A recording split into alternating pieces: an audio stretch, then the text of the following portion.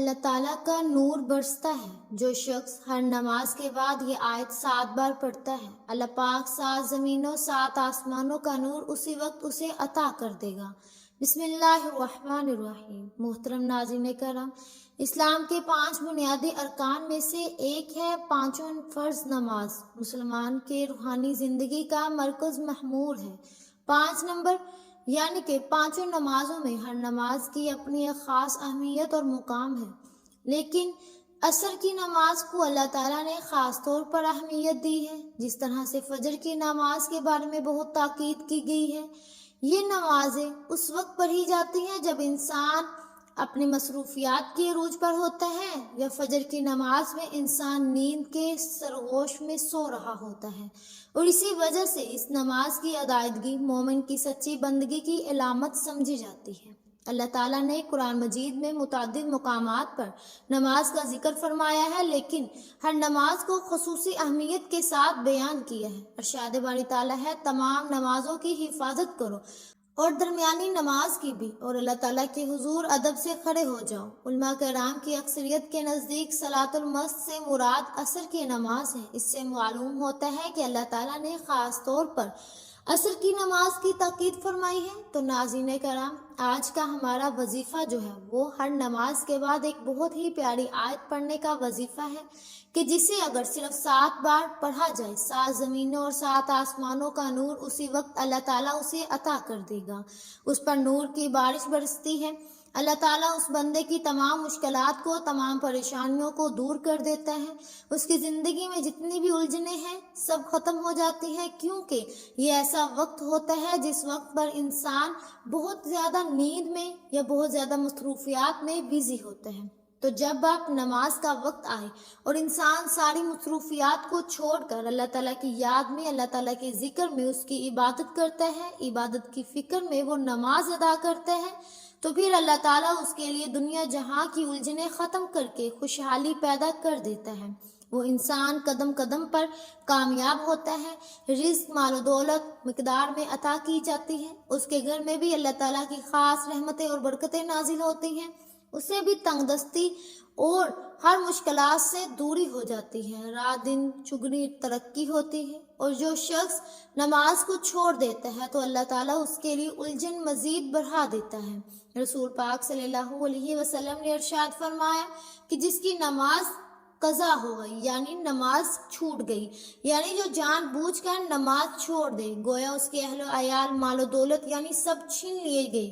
نبی کریم صلی اللہ علیہ وسلم نے فرمایا کہ جس نے ٹھنڈے وقت کی 2 نمازیں پڑھی، یعنی فجر اور عصر کی، تو وہ جنت میں جائے گا۔ نبی کریم صلی اللہ علیہ وسلم کا فرمان ہے کہ نماز کے بعد جو وقت ہے وہ قبولیت کا وقت ہوتا ہے۔ اس وقت میں اللہ پاک سے اگر کچھ بھی سچے دل سے مانگا جائے تو فوراً مل جاتا ہے۔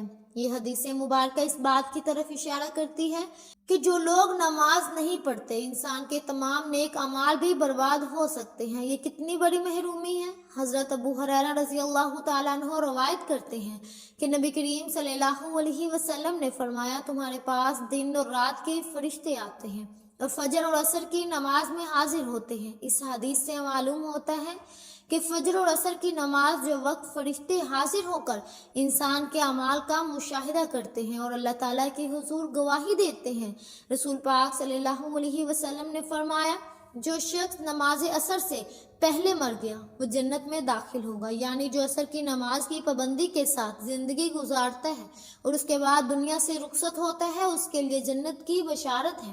عصر کی نماز انسان کو دنیا کی مصروفیات سے نکال کر اللہ تعالیٰ کی یاد میں لے آتی ہے۔ دن کے اس وقت جب کاروبار، تجارت، ملازمت اور دیگر دنیاوی امور میں انسان مشغول ہوتا ہے، اس وقت نماز کا ادا کرنا بندے کا اللہ تعالیٰ کے ساتھ تعلق کی گہرائی کو ظاہر کرتا ہے۔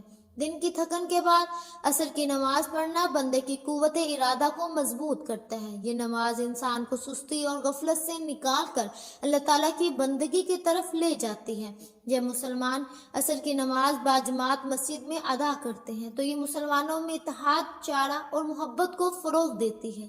اسلام میں جس عمل کی تسکین ہو اس کو چھوڑنے پر سخت تاکید بھی کی جاتی ہے۔ عصر کی نماز چھوڑنے والے کے بارے میں حدیث میں آتا ہے، جو شخص عصر کی نماز چھوڑ دے گویا اس کا سب کچھ برباد ہو گیا۔ یہ حدیث ایک خطرناک تنبیہ ہے۔ اس کے علاوہ نماز نہ پڑھنے سے انسان دنیا اور آخرت دونوں میں نقصان اٹھا سکتا ہے۔ آج کے دور میں جب دنیاوی مصروفیات، کاروباری دباؤ اور سوشل میڈیا انسان کو غفلت میں مبتلا کر چکے ہیں، ایسے میں عصر کی نماز ایک نعمت سے کم نہیں۔ یہ نماز ہمیں یاد دلاتی ہے کہ دنیا کے دور میں اللہ تعالیٰ کی یاد کو نہ بھولیں۔ یہ نماز ہماری روح کو سکون، دل کو طمانینت اور زندگی کو برکت عطا کرتی ہے۔ محترم ناظرین کرام، اگر آپ چاہتے ہیں کہ آپ کے گھر میں اللہ تعالیٰ کی رحمتیں اور برکتیں آئیں، گھر میں اللہ تعالیٰ کا نور برسے، آپ کے گھر میں فرشتے آئیں، تو آپ نماز عصر کے بعد یہ آیت لازمی پڑھیں۔ آپ فجر کے بعد بھی پڑھ سکتے ہیں، آپ مغرب، عصر، جس وقت آپ کو ٹائم ملے، عشاء کے وقت آپ پڑھ لیں۔ حضرت عبداللہ بن عباس رضی اللہ تعالیٰ عنہ سے روایت ہے کہ نبی پاک صلی اللہ علیہ وسلم نے فرمایا، تم میں سے جو شخص پوری رات عبادت کرنے کی مشقت سے عاجز ہے، دولت خرچ کرنے میں بخیل ہے اور دشمن کے ساتھ جہاد کرنے میں بزدل ہے، تو اسے زیادہ سے زیادہ اللہ تعالیٰ کا ذکر کرنا چاہیے۔ حضرت ابو ذر رضی اللہ تعالیٰ عنہ سے روایت ہے کہ نبی پاک صلی اللہ علیہ وسلم نے فرمایا، کیا میں تمہیں تمہارے اعمال میں سے سب سے اچھا عمل نہ بتاؤں جو تمہیں اللہ تعالیٰ کے قریب کر دے؟ سبحان اللہ، اور اللہ تعالیٰ کی یاد دلا دے۔ اور یہ عبادت دین اسلام میں سے ایک عبادت ہے۔ ذکر اللہ الہی کی تکرار، آیات قرآنی یا کتب و حدیث میں مذکور دعاؤں کا بآواز بلند یا آہستہ پڑھنے کو کہا جاتا ہے۔ معلوماً ذکر انفرادی طور پر کی جانے والی عبادت ہے۔ قرآن مجید میں آتا ہے، ایمان والو، اللہ تعالیٰ کا ذکر بہت زیادہ کیا کرو اور صبح و شام اس کی تسبیح کیا کرو۔ اس کے علاوہ بھی بہت سی آیات ہیں جس کے بارے میں حکم آیا ہے۔ ناظرین، اس طرح قرآن کریم اللہ تعالیٰ کا کلام ہے جو ہدایت، رحم، شفا اور نور ہے۔ قرآن کی ہر آیت اپنے اندر ایک خاص تاثیر اور روحانیت اور مقصد رکھتی ہے، لیکن بعض آیات کو اللہ تعالیٰ نے دیگر دوسرے آیات کے مقابلے میں خاص فضیلت اور مقام عطا فرمایا ہے۔ انہی میں سے ایک سب سے عظیم آیت آیت الکرسی ہے، جو سورہ بقرہ کی آیت نمبر 255 ہے۔ آیت الکرسی کی فضیلت کے بارے میں رسول پاک صلی اللہ علیہ وسلم نے ایک صحابی سے فرمایا، کیا تم جانتے ہو کہ قرآن پاک میں سب سے عظیم آیت کون سی ہے؟ اس صحابی نے فرمایا، آیت الکرسی۔ پھر فرمایا، یہ آیت عرش الہی کے نیچے سے نازل ہوئی ہے۔ حضرت ابو ہریرہ رضی اللہ تعالیٰ عنہ کی مشہور احادیث ہے کہ شیطان ایک مرتبہ ان کے پاس آیا اور چوری کرنے لگا تو انہوں نے اسے پکڑ لیا۔ شیطان نے کہا کہ اگر تم مجھے چھوڑ دو، میں تمہیں ایک آیت سکھاتا ہوں جسے پڑھنے سے تم محفوظ رہو گے۔ وہ آیت آیت الکرسی ہے۔ جب حضرت ابو ہریرہ رضی اللہ تعالیٰ عنہ نے رسول پاک صلی اللہ علیہ وسلم سے اس کا ذکر کیا تو آپ نے فرمایا، کسی نے تم سے سچ کہا، حالانکہ وہ جھوٹا ہے۔ رسول پاک صلی اللہ علیہ وسلم نے فرمایا، جو شخص عصر نماز کے بعد آیت الکرسی پڑھتا ہے اس کے جنت میں داخل ہونے سے صرف موت رکاوٹ ہے۔ آیت الکرسی نہ صرف قرآن کی سب سے عظیم آیت ہے بلکہ اس کے اندر روحانیت اور باطنی طاقت بھی چھپی ہوئی ہے، جو شیطانی اثرات، جادو، نظر بد، وسوسوں اور خوف کے خلاف ڈھال کا کام دیتی ہے۔ وقت کی نزاکت کو مد نظر رکھتے ہوئے آئیے ناظرین، آج کے اس بابرکت وظیفے کی طرف چلتے ہیں اور جان لیتے ہیں کہ آپ نے یہ آیت نماز عصر کے بعد کس طرح پڑھنی ہے جب آپ نماز عصر ادا کر لیں۔ محترم ناظرین کرام، نماز عصر کا بار بار اس لیے بتا رہی ہوں کیونکہ نماز عصر درمیانی نماز ہے جس کی بہت زیادہ فضیلت بتائی گئی ہے۔ ویسے تو ہر نماز کی اپنی فضیلت ہے، آپ فجر کے بعد پڑھ لیں، ظہر کے بعد، عصر، مغرب، عشاء، جب جہاں آپ کو وقت مل جائے آپ پڑھ سکتے ہیں، لیکن اگر آپ عصر کی نماز کے بعد یہ وظیفہ پڑھ لیں تو زیادہ بہتر ہوگا۔ جب آپ نے نماز عصر ادا کر لی تو نماز عصر ادا کرنے کے بعد اسی جگہ بیٹھے بیٹھے آپ نے سب سے پہلے نبی کریم صلی اللہ علیہ وسلم کی ذات اقدس پر 3 بار درود پاک کا نذرانہ پیش کرنا ہے۔ آپ درود پاک کوئی سے بھی پڑھ سکتے ہیں، مختصر اور آسان سا درود پاک۔ آپ درود پاک صلی اللہ علیہ محمد پڑھ لیں یا صلی اللہ علیہ وسلم پڑھ لیں۔ آپ نماز والا درود ابراہیمی بھی پڑھ سکتے ہیں۔ ایک بار ثواب کی نیت سے میرے ساتھ بھی پڑھیے گا، اللہم صلی علی محمد وعلی آل محمد کما صلیت علی ابراہیم وعلی آل ابراہیم انک حمید مجید، اللہم بارک علی محمد وعلی آل محمد کما بارکت علی ابراہیم وعلی آل ابراہیم انک حمید مجید۔ 3 بار درود پاک پڑھنے کے بعد آپ نے فوری طور پر اپنے خاص مقصد کے لیے دعا کرنی ہے۔ آج رب کریم سے اپنی اوقات دیکھ کر نہیں، رب کی عظمت اور شان کے مطابق مانگنا۔ آج جو کرائے کے مکان پر رہتے ہیں، اپنا گھر مانگنا چاہتے ہیں، آج مانگیے، کھلے دل سے مانگیے۔ جو بیٹیاں رشتوں کی وجہ سے پریشان ہیں، اپنے من پسند رشتوں کی نیت کر کے بیٹھے۔ جو نوکری کے لیے پریشان ہیں، نوکری کے لیے پڑھے۔ بہت زیادہ قرض ہے تو قرض دار کے لیے پڑھے۔ کوئی رشتہ دار آپ کو منہ نہیں لگا رہا، کروڑوں کے قرض دار ہیں، تو آج اللہ تعالیٰ کے سامنے نیت کر کے بیٹھ جائیں، حضور کے صدقے آپ کو ضرور ملے گا۔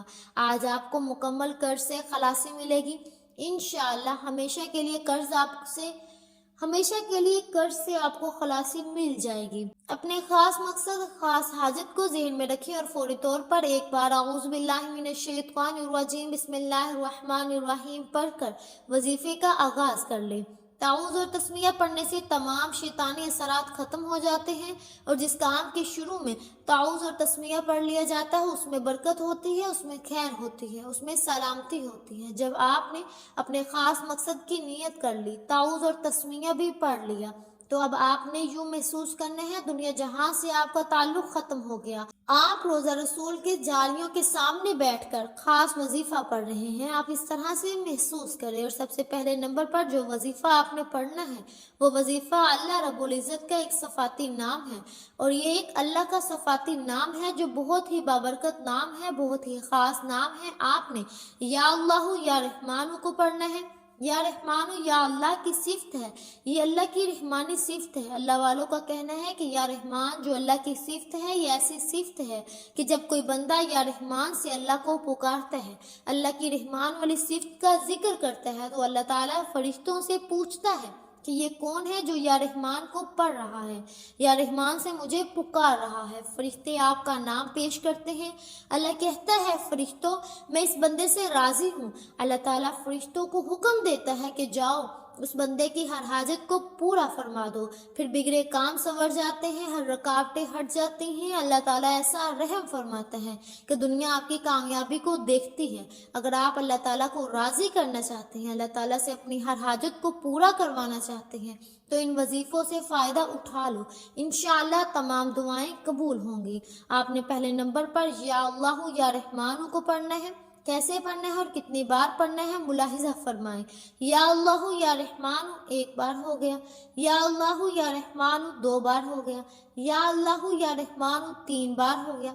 اس طرح سے آپ یا اللہ یا رحمان کو ہاتھوں کی انگلیوں پر پڑھ لیں یا تسبیح کے دانوں پر پڑھ لیں۔ آپ نے صرف 41 بار پڑھنا ہے، صرف 41 بار یا اللہ یا رحمان پڑھنے سے اللہ پاک راضی ہو جائے گا۔ اللہ کے دوست، اللہ کے ولی فرماتے ہیں کہ ہم جب بھی کوئی وظیفہ پڑھتے ہیں، اللہ تعالیٰ کو راضی کرتے ہیں، اس کے بعد اللہ تعالیٰ سے جو دعا مانگے اللہ رب العزت فوراً عطا فرماتا ہے۔ اگر اللہ تعالیٰ ناراض ہو گیا، آپ وظائف پڑھتے جائیں، تسبیحات پڑھتے جائیں، کیا فائدہ ہونے والا ہے؟ اللہ پاک آپ کی حاجت کو پورا ہی نہیں کریں گے۔ آپ لوگ پہلے اللہ تعالیٰ کو راضی کریں، رب کی رحمتوں کو اپنی طرف متوجہ کریں، اور اگر تھوڑی سی بھی رب کی توجہ مل گئی، پوری زندگی کے لیے کافی ہے۔ زندگی تو بہت چھوٹی بات بول رہی ہوں، آپ کی نسلوں کے لیے کافی ہے۔ آپ نے یا رحمان کی صفت سے اللہ رب العزت کو پکارنا ہے۔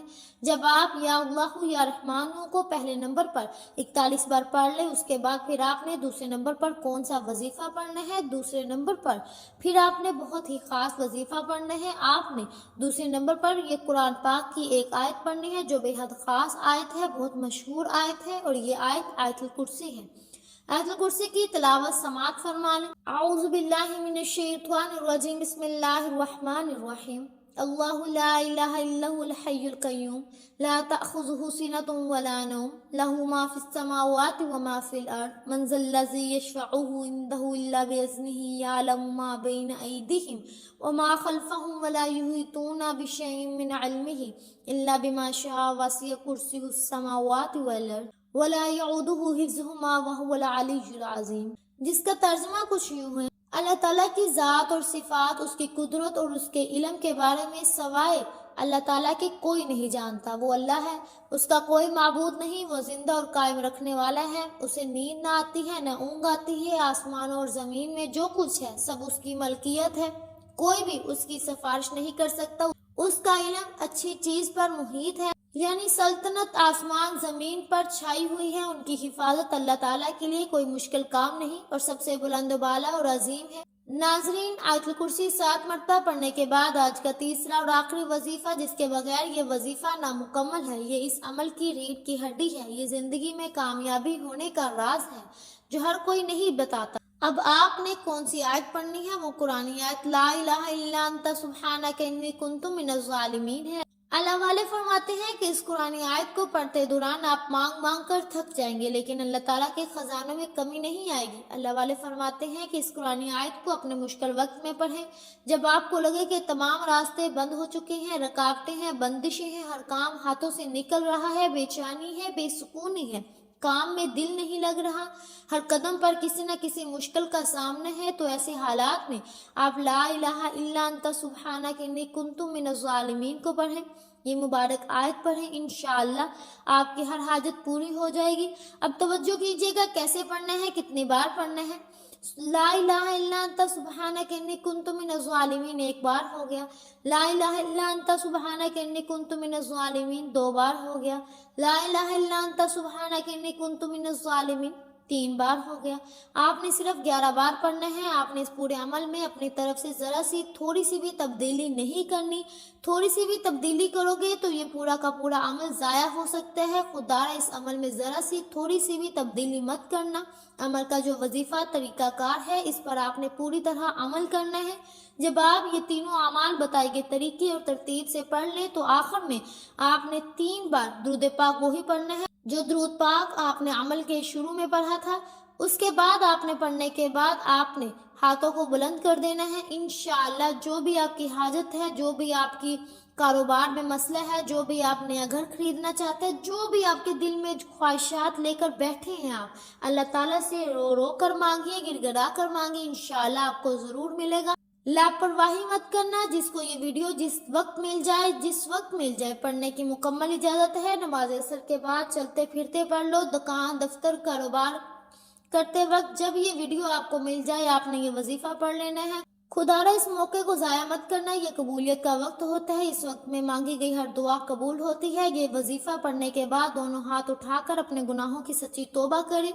بعض اوقات انسان کے لیے اپنے گناہوں کی پکڑ کی وجہ سے دعائیں اور وظیفوں کا فائدہ نہیں ہوتا۔ آپ نے اپنے صغیرہ کبیرہ گناہوں کی سچی توبہ کر کے رب کو راضی کرنا ہے، پھر دونوں ہاتھ اٹھا کر رب سے ضد کر کے مانگتے چلے جائیں، ہو سکے تو سجدے کی حالت میں چلے جائیں، کیونکہ سجدے کی حالت میں انسان اپنے رب کے قریب ترین ہوتا ہے۔